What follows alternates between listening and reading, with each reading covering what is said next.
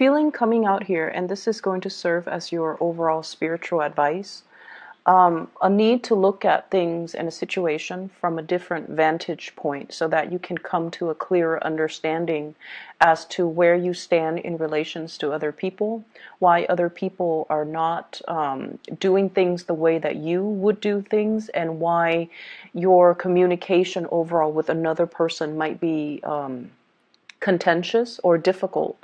And so the need to kind of step outside of our shoes, put ourselves in other people's shoes to understand, all the things that they've been through. It's like walking a mile in somebody else's shoes so that you understand the person that they are and how, their life experiences have kind of created the person that they are right now. And I feel like for a lot of you, your ability to sympathize, your ability to empathize and to understand another person is very immense and very, very deep.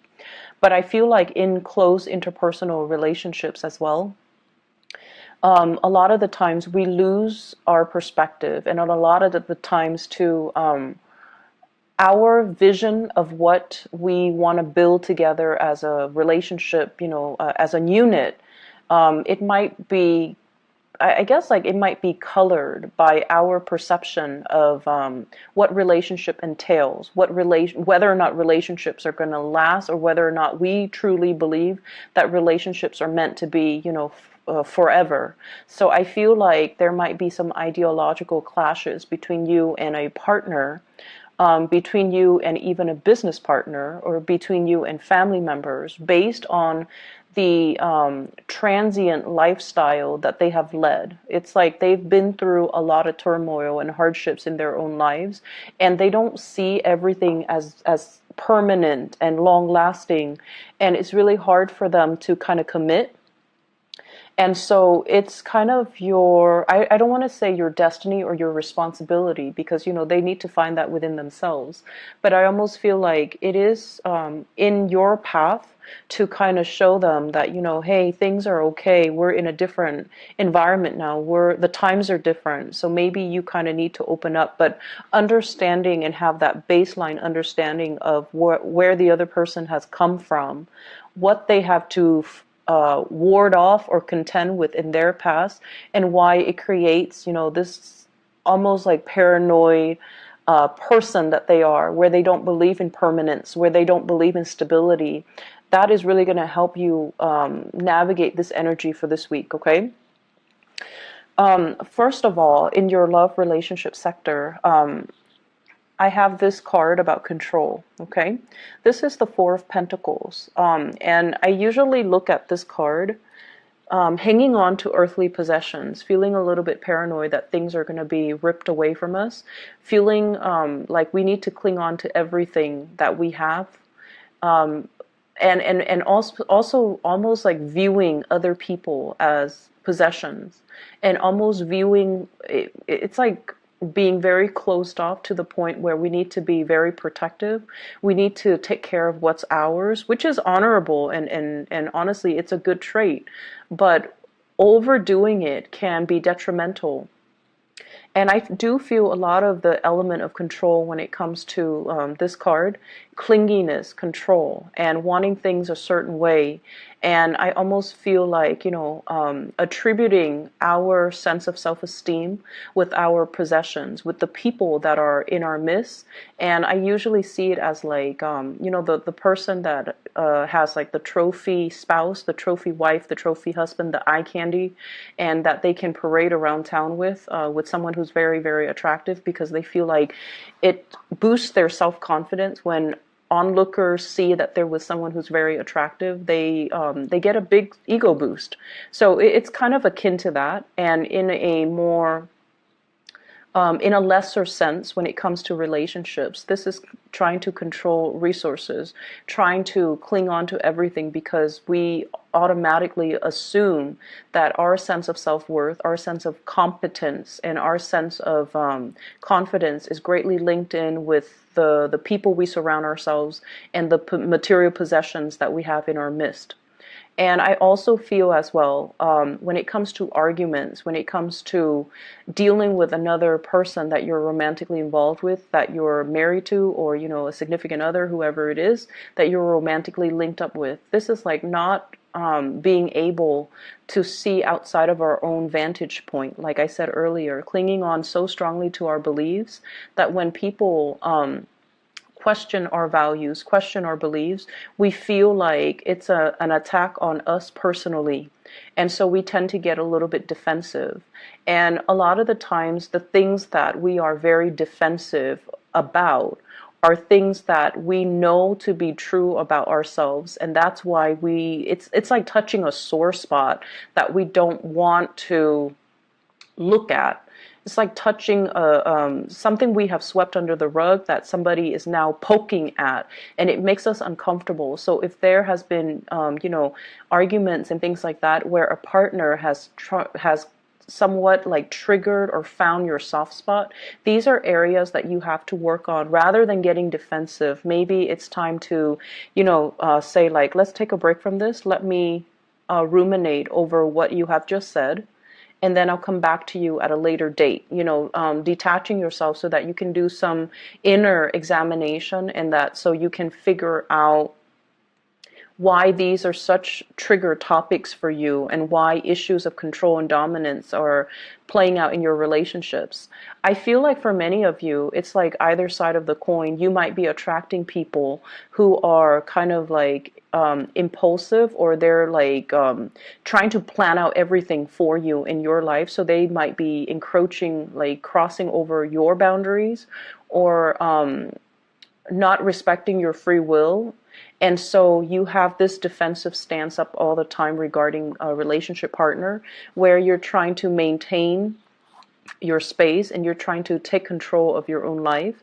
And then for others, there's this issue of, control and things like that coming in your relationship that you're exuding towards another partner. The partner that you're dealing with shows up here as the Six of Swords. This is somebody that has been through hell and back, okay? They've got a really interesting backstory. So if you're dealing with someone that has been through like a lot of tumultuous childhood, a lot of dealing with, a lot of relocation, moving from one place to the next. They've never had a place where they can call home. They've never had a place or a family, or even like a love relationship that accepts them for who they are. And I feel like this is a partner that has been through so much in their own lives that it's hard for them to believe in love. It's hard for them to believe in, soulmates and stability and even permanence. Okay, I usually think of this as a refugee card. It's somebody that had to be uprooted against their will from their place of familiarity and safety, and they have to venture off into a new land. And usually this indicates as well people of different nationalities, interracial dating, people of different cultures coming together. And automatically, whenever that happens, there's always going to be ideological differences, cultural differences, even cultural rifts and cultural divides that can be very difficult to overcome. And if there are linguistic differences, or they're saying difficulties, but I'm hearing, well, it could be both. If there has been communication difficulties due to linguistic differences between the two of you, I feel like that's another issue that's kind of like, it's like another level of that lattice on top of the existing problems in the relationship. So you're dealing with someone who has, he or she has had to overcome a lot of trials and tribulations in their own life. They are very self-made. They don't sit around and whine and complain over things. They just get things moving. And I almost feel this need for someone who you're involved with. They're constantly moving so that they don't have to process things, so that they don't have to feel things, because their emotions can be so overwhelming. If they took the time to really, see a therapist or to really vent, it's like it would open up a floodgate of emotions, and they're not really ready to do that. So you're dealing with a partner who might be very broken, very injured. They're moving away from that. They're sailing away from it, and they're coming into calmer waters, and they definitely feel there is a lot of safety with you. They definitely feel like there's safety, there's a purpose, and they're trying to build that permanence with you. So rest assured that you're with someone that's not going to be leaving, and you're with someone that finds the comfort and home in you. And at the same time, it's going to be a very slow process for this person to heal from whatever situation they've had to contend with in their past. And so, you know, they're coming from a space where they might be a little bit downtrodden and broken. They're coming away from it, but I also feel like there's a very strong sense of protection that you are giving off towards this person. You know they've been through a lot, and you are also very maternal, paternally protective of them, to the point where it might be patronizing, to the point where you are offering to do everything for them and not allowing them that freedom of movement, or not feeling like they're capable or competent enough to do it. You might do it, like it might be inadvertent from your end, but I feel like you're trying to control the situation, okay? I usually see this combination as like controlling elements seeping into the relationship. One person might feel like it's healthy, but the other person, I feel like, feels like it's stifling. So be very careful about that. If that's your energy that you're bringing to the table, be careful in identifying that early on. If that's an energy that you feel coming from a prospective suitor or somebody that you're dealing with long term. The energy is very subtle, but it can be very toxic in the long run if you're not careful. Okay, if you don't nip it in the bud, it's going to escalate. So be careful about that. I also feel as well, others of you who are dealing with another person who's a lot more, I want to say, a lot more stable, is looking for permanence, is looking for kind of like home, okay? We have here the Queen of Wands, and this is a fire sign, Sagittarius, Aries, or Leo. And it's also echoed in this card here. This is the Knight of Wands, okay? Somebody who is foreign to you, so from a foreign land, a foreign location, a foreign country. This is somebody that is a Sagittarius, an Aries, or a Leo, Sun, Moon, or Rising. And what I feel coming in with this card is, this is somebody that's really, really, really fun to be with, okay? They exude a lot of excitement, a lot of passion. There could also be a lot of chemistry between the two of you. And the energy is really, really strong. They're very proactive. They get a lot of things done in their lives. They're kind of on top of this hill, like, I've made it. I'm now scanning around for a suitable partner, but somebody needs to be on my level. Otherwise, I'm not going to date them. So this is somebody who is quite picky. And if someone doesn't really, you know, they're on a hill, so they have a lot of prospects, right? They're looking at things from a bigger, larger vantage point, or a higher vantage point. And I feel like they see what you're about, and they need you to kind of like walk up this hill and meet them halfway, or they need to know that you're on their level in order for you to invest in them. And on your level doesn't mean material wealth. On your level doesn't mean professional like achievements. It basically means wanting the same things, wanting adventure, wanting expansion, wanting to, explore the world and look at the world as a playground, rather than, just going through the motions, work and home, and rather than looking at the world with a pessimistic view. I feel like they want an equal partner in fun and adventure, and I feel like they're going to be a really good person to travel with. They're a good person for you to expand your worldview, your consciousness with. This is not somebody who is narrow-minded, okay? I feel like, they have their preconceived notions, like what the world is supposed to be, but they also make a lot of allowances for other people. They tolerate. I'm getting like a very tolerance, a very understanding, a very maternal vibe with this person, where they care about people. They care about humanitarian ideals and goals. And I feel like they connect to people not as foreigners or like you're from this country, you're from that country, but they have this sense of collective consciousness where they see everybody as a human race, and they don't have any prejudice. They don't have any narrow-mindedness or tunnel vision when they deal with other people. And I feel like for them, there's also this innocent, trustworthy, and trusting energy that they bring to the table where they don't really believe anyone is out to hurt other people. So you might think it's naivety, but I feel like it's more giving everyone the benefit of the doubt. So you have someone that is really, it's like providing a breath of fresh air in your life and a fresh perspective. And because of that, I almost feel like they're really exciting to be around. And I feel that you are trying to build wealth with this person, okay? I have here the Ten of Pentacles. This is an escalation in the relationship. The way that this card is depicted is almost like castle in the clouds, right? Castle in the clouds, dreaming and conjuring up, this ideal family image, this sort of like a grand match between two people where the two people have the same educational level of attainment. If, for example, you have a PhD, they have a PhD. If you have a master's, they have a master's. If you have a law degree, they might be, if you're a lawyer, they might be a doctor. It's somebody who's very, very similar in professional achievements, educational achievements, someone who is a really, really good match.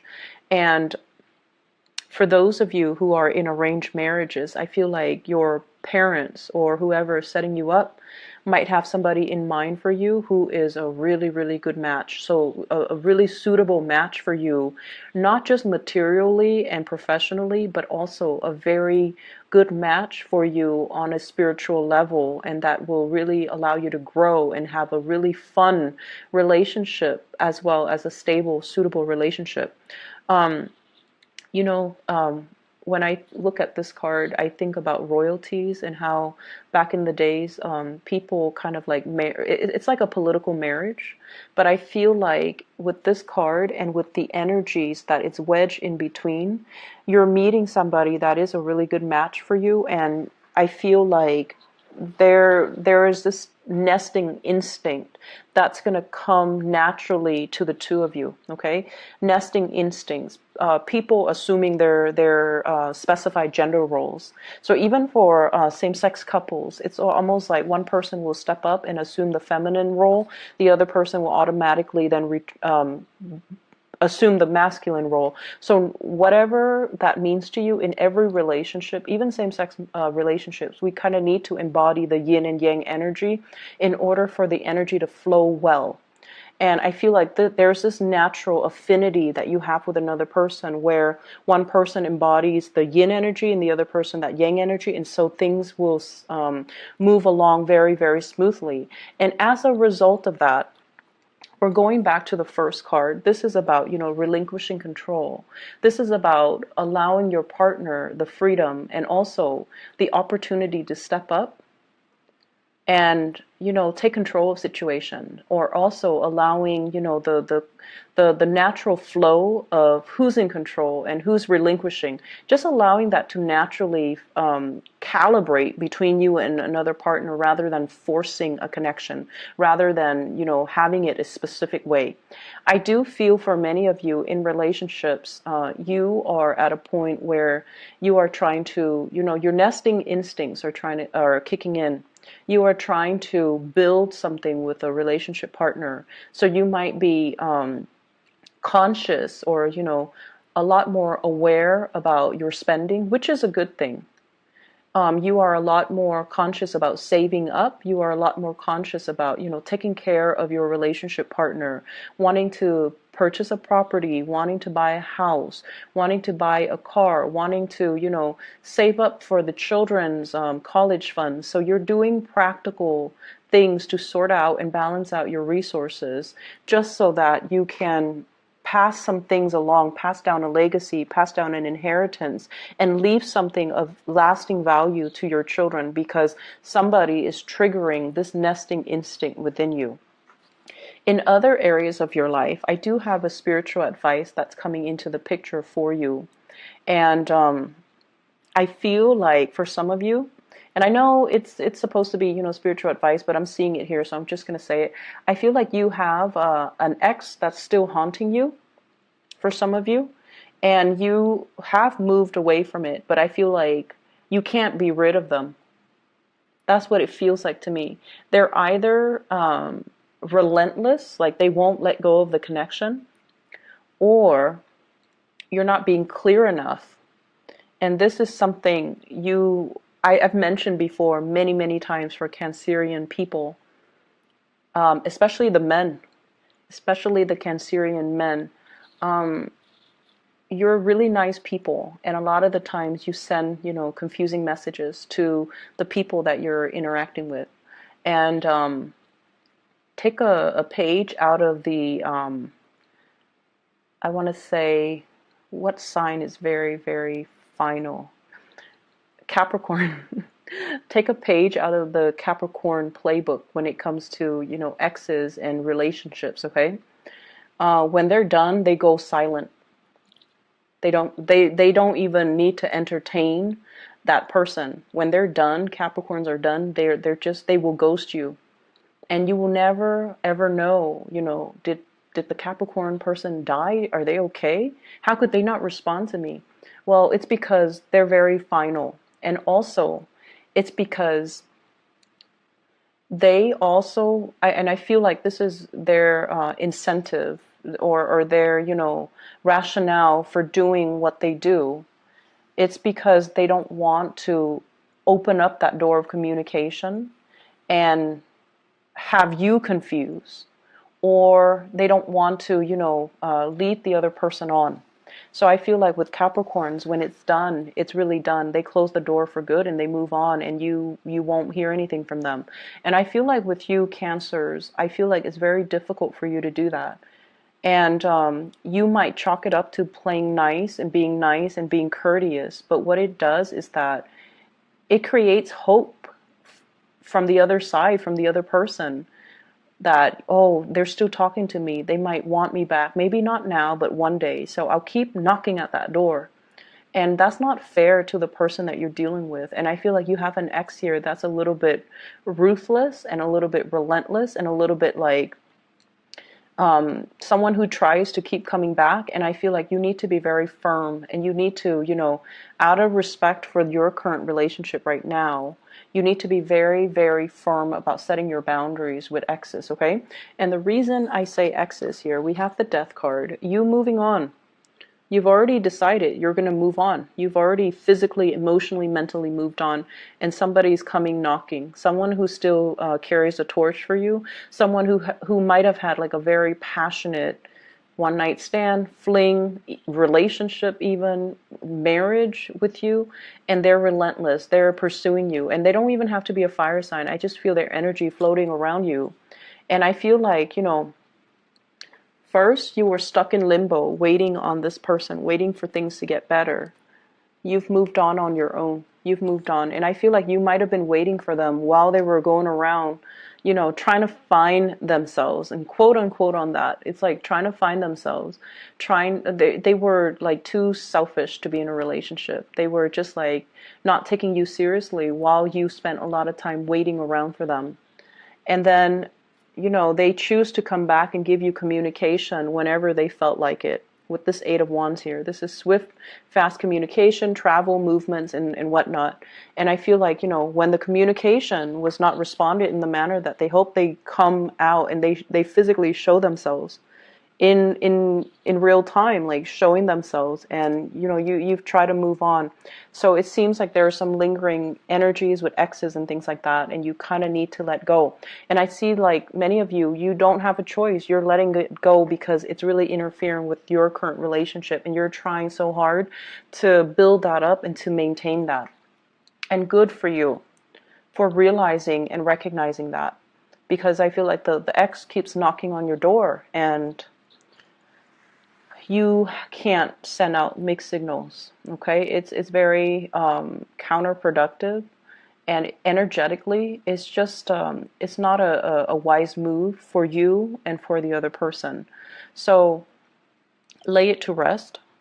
Other things that I am picking up from this spread here, I feel almost like for many of you, there is major, major contemplations about trying to get your life in order, trying to, get rid of bad habits, trying to reorganize your life, and trying to get yourself in a space where you can be proud of your achievements, where you can get things moving for yourself.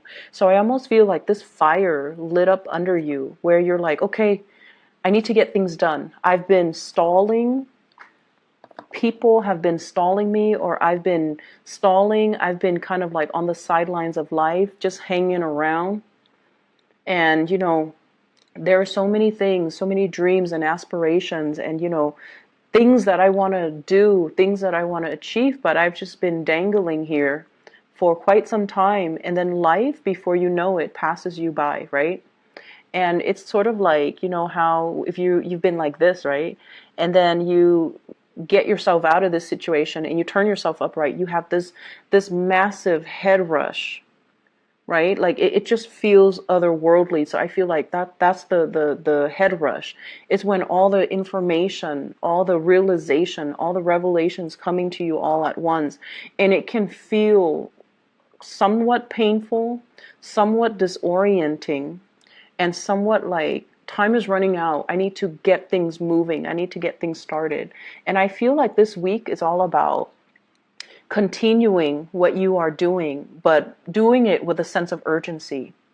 And then I also feel like something is lighting a fire under you, and you're like, I need to achieve, I need to get out, I need to branch out, I need to get moving. So with this swift moving card, this is the rocket here. And I feel like, you're trying to get a lot of things finished, a lot of things wrapped up, a lot of things moving from your end. And I keep seeing oxygen deprivation, like for some reason, with the Hangman and also with this card. So if you are a heavy smoker, okay, if you are a heavy smoker, I feel like you're going to try to wean yourself away from it, which is going to be great. And then if you whatever you partake in, and it involves, oxygen deprivation, try to wean yourself away from that, because I feel like a lot of the times, we need we need all the oxygen to our brain so that we can make clear decisions, so that we can, think clearly, think quickly, and be able to kind of systematically process information. So I feel like maybe taking that element, smoking and whatever, away from your life is really going to help dramatically. It's going to lift that mental fog, that sense of fatigue that you've been feeling. And it might help with concentration. It might help with a lot of things. You never know. So I'm going to leave it at that. I feel like you're trying to make a lot of changes in your life. The process is slow, and it has been stalled, I feel, because of your unwillingness to change and to kind of like get moving. But I feel like coming in for this week, you are very determined, and you're going to be successful when you are determined. So whatever small steps that you need to take, start it, because those are like the first few steps that you need to take in the right direction. So, it's never too late. Just small steps, okay? And don't push yourself. Don't beat yourself over like not being able to make the big steps just yet. For those of you who have recuperated from like surgeries or even like accidents and things like that, small steps, okay? Small steps and steady progress is going to be your friend, all right? I'm going to leave it at that. And Cancers, take care of yourself, okay? I'll be back next week. Bye-bye.